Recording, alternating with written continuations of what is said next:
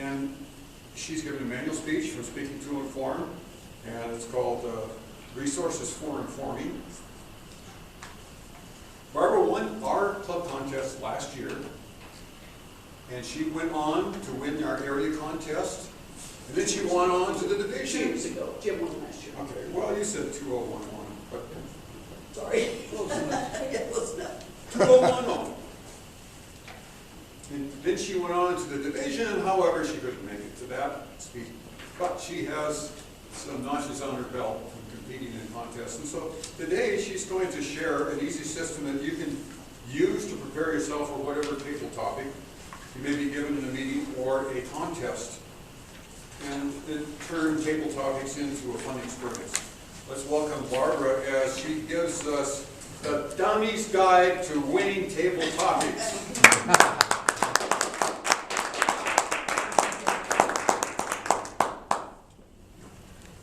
I remember when I first started coming to Toastmasters meetings, it would get to be about this time in the hour, and my stomach would start to roll over a little bit, start looking around, because we're getting close to table topics. And table topics was the most difficult thing for me, and one of the reasons that I came to Toastmasters. What I hope with talking to you today is two things. One, that you start to look forward to the table topics rather than getting that feeling in your tummy. And the other is to try and let you know that being in a contest with table topics can be a fun experience. You still get that little in your tummy in a contest too, but it is enjoyable. And that's what I hope that I can get across to you today. When I first joined Toastmasters, one of the reasons why was because I felt uncomfortable talking off the cuff. I'm a teacher, and so I was used to talking to people all day long. But to speak to adults, and somebody said, well, tell us about such and such, and just kind of freeze up. So that was one of the reasons that I wanted to do this. 2 years ago, contest was coming around, and Jim gently suggested that I be part of it, and I did. And Nikki gave the question, and it was about science fiction. I thought, oh, geez, Star Trek. And so I lucked through that one and won the contest here at the club. And then I thought, well, if I'm going to the next level, I really need to put some thought into this and not just see what happens. So I talked to Jim again, and he gave me some suggestions. Toastmasters through the years also periodically has suggestions for table topics. And so I've put together a list for you here of some things to keep in mind with table topics. The first tip that will help you with weekly table topics is to look at what the theme of the meeting is. What's the theme of this meeting? Get through 3 speeches. Oh, yeah, we didn't have a theme today. Okay, so let's say our theme is winter. What I do when I come to the meeting, if I have time, is I think for a second, okay, winter. All right, and I jot down a couple of stories about winter. It takes 10 seconds to do, bring something to mind. And then when table topics comes around, at least 50% of the time, you can fit in one of those stories. So that helps with removing some of those tummy feelings that you get. So that would be a suggestion for the week-to-week thing. When you look at table topics, everybody has their handout. A table topic speech is really just an itsy-bitsy little mini speech.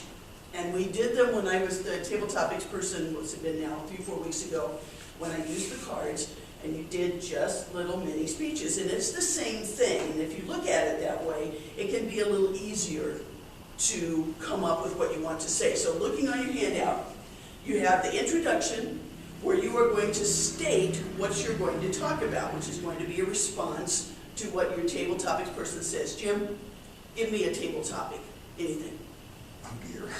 I'll give you a couple seconds to think about it. Okay? You spend about 10-15 seconds. Thank you, it's an interesting topic, and you can say that because you have to think. You have to have a couple of seconds to think, so people usually say something like that. I think there are a couple of aspects of that that are interesting, or whatever. Then you get to your body, which is where you are going to deliver your main points. And the easiest way to deliver those main points is by telling a story. of some kind. It could be something that you saw in the news, read in the newspaper, or it could be some kind of a personal story, which is what I'm going to suggest that you work toward. And then the last part, you just come back and you wrap it up. And the nice thing about table topics is even if you've gotten off track, if you come back and wrap it up again, then people think, oh, well, yeah, that was good. Even though you may have wandered far afield for a bit. Jim? What point of history would you go back to if you could and watch what was going on?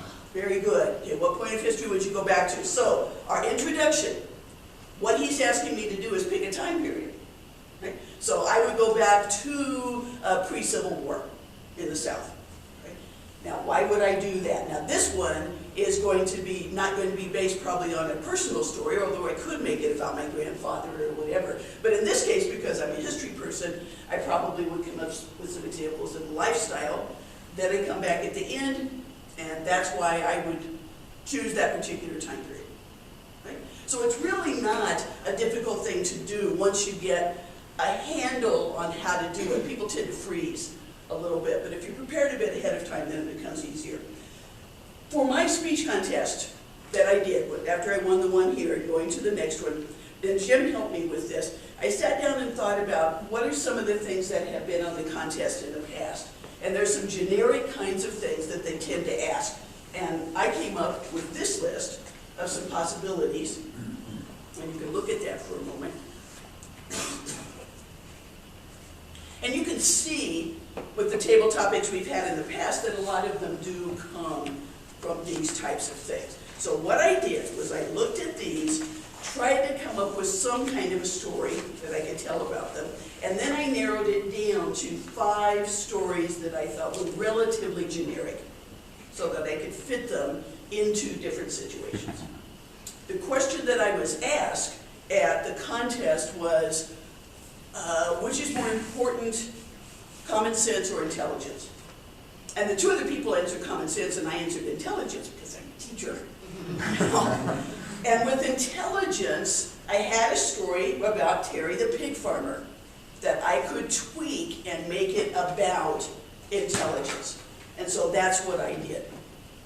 So those would be my suggestions in terms of that, of preparation. Then if you look on the next pages, Jim and Jeff and I are always talking about the importance of stories. And here is a list that you can use to start to create a story file for you. There are lots of different reasons to do this.